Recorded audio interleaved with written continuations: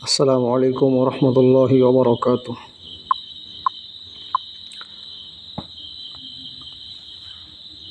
আলহামদুলিল্লাহ, বিশুদ্ধ কোরআন তেলাওয়াতের প্রশিক্ষণের ক্লাসে আপনাদেরকে স্বাগতম।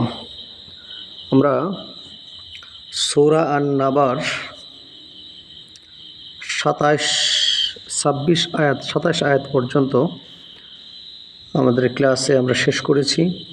তো এখন আমরা 28 নম্বর আয়াত থেকে আমরা বিশুদ্ধ তেলাওয়াত করব। চ্যানেলটি যারা সাবস্ক্রাইব করেন নাই, মেহেরবানি করে নতুন যারা আছেন সাবস্ক্রাইব করে দেবেন এবং লাইক কমেন্ট শেয়ার করার জন্য আমি অনুরোধ করছি, যাতে করে আমাদের এই ক্লাসের এই বিশুদ্ধ কোরআন তেলাওয়াতের প্রশিক্ষণটি অসংখ্য লোকের কাছে যেন ছড়ায় যায় এবং এর সওয়াব আপনিও পাবেন ইনশাআল্লাহ। তো যাই হোক, এখন আমরা আমাদের মূল ক্লাসে চলে যাচ্ছি। আউযু বিল্লাহি মিনাশ শাইতানির রাজীম। বিসমিল্লাহির রহমানির রহিম। وكذبوا بآياتنا كذابا।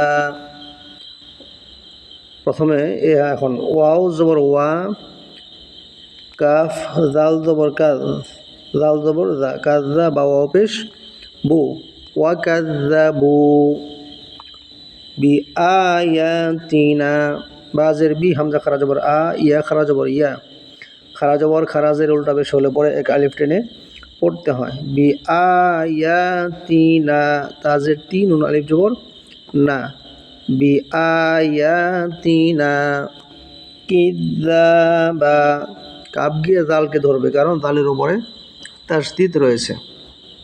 কাব জালদের কি, জাল আলিফ জবর যা, কিযা বা আলিফ দুই জবর, বান ছিল অক্ফ করার কারণে বা হবে, এক জবর বাদ গিয়ে এক জবর পড়তে হবে এবং এক আলিফ টান হবে। কিযাবা। ওয়াকাযযাবু বিআয়াতিনা কিযাবা। আবার অবশ্যই আমার সাথে সাথে মিলিয়ে নেন। ওয়াকাযযাবু বিআয়াতিনা কিযাবা। ওয়াকুল্লা শাইইন আহসাইনাহু কিতাবা।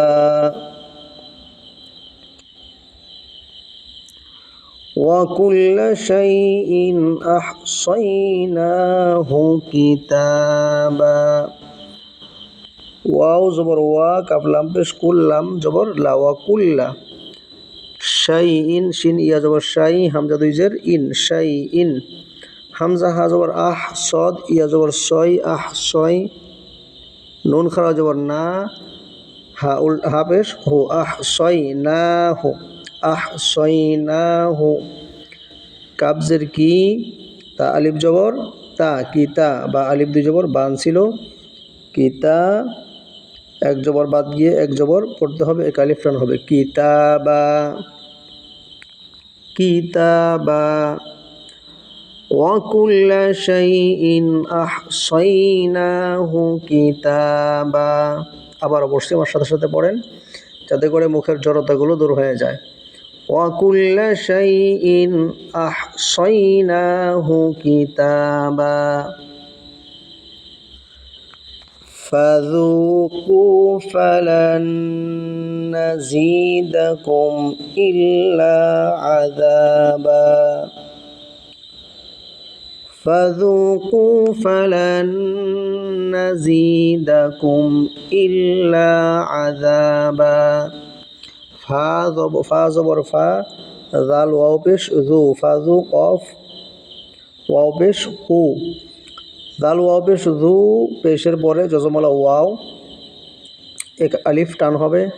কফ ওয়াও পেশ কু, এখানেও পেশের পরে জজমালা ওয়াও হওয়ার কারণে এক আলিফ এখানেও টান হবে। তাহলে ফাযুকু ফাযুকু। ফা জবর ফা, লাম নুন জবর লান, ফালান, নাযীদাকুম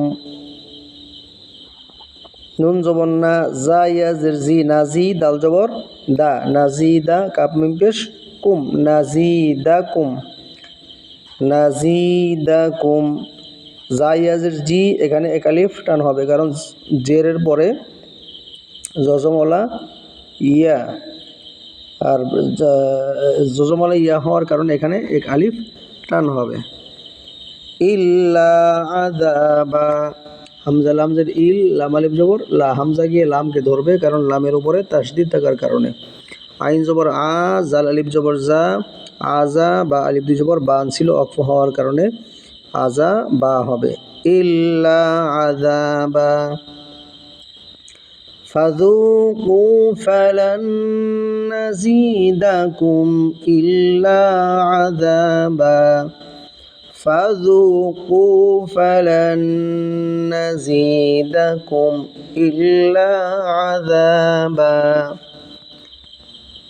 ইন্না লিল মুত্তাকিনা মাফাজা, আবার বলছি, ইন্না লিল মুত্তাকিনা মাফাজা, ইন্না লিল মুত্তাকিনা মাফাজা। হামজা নুন জের ইন, এখানে গুণনা হবে, কারণ হরকতের বামে নুনে অথবা মিমে যদি তাসদীদ হয় এক আলিফ গুণনা করিয়ে পড়তে হয়, তাহলে ইন্না।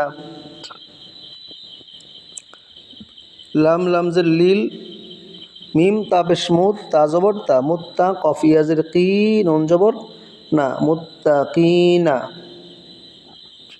ইন্না লিল মুত্তাকিনা মাফাজা, মিম জবর মা, ফা আলিফ জবর ফা, মাফা, যা আলিফ দুই জবর জান ছিল, অক্ফ হওয়ার কারণে যা হবে, এক জবর বাদ গিয়ে এক জবর পড়তে হবে, এক আলিফ টান হবে। তাহলে পুরো আয়াতটা কি হবে? ইন্না লিল মুত্তাকিনা মাফাজা, ইন্না লিল মুত্তাকিনা মাফাজা। حدائق وأعنابا، حدائق وأعنابا। হা জবর হা, দাল আলিফ জবর দা, হাদা।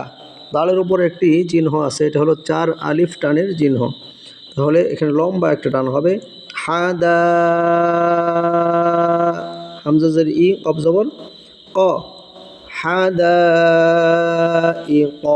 আবার বলছি, আমার সাথে পড়েন, হাদাইক ওয়া আ'নাবা।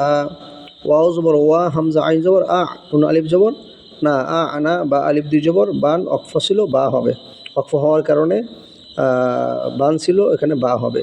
ওয়া আ'নাবা, ওয়া আ'নাবা। পুরো আয়াত কি হবে? حدائق وأعنابا. পরের আয়াত, وكواعب أترابا، وكواعب أترابا।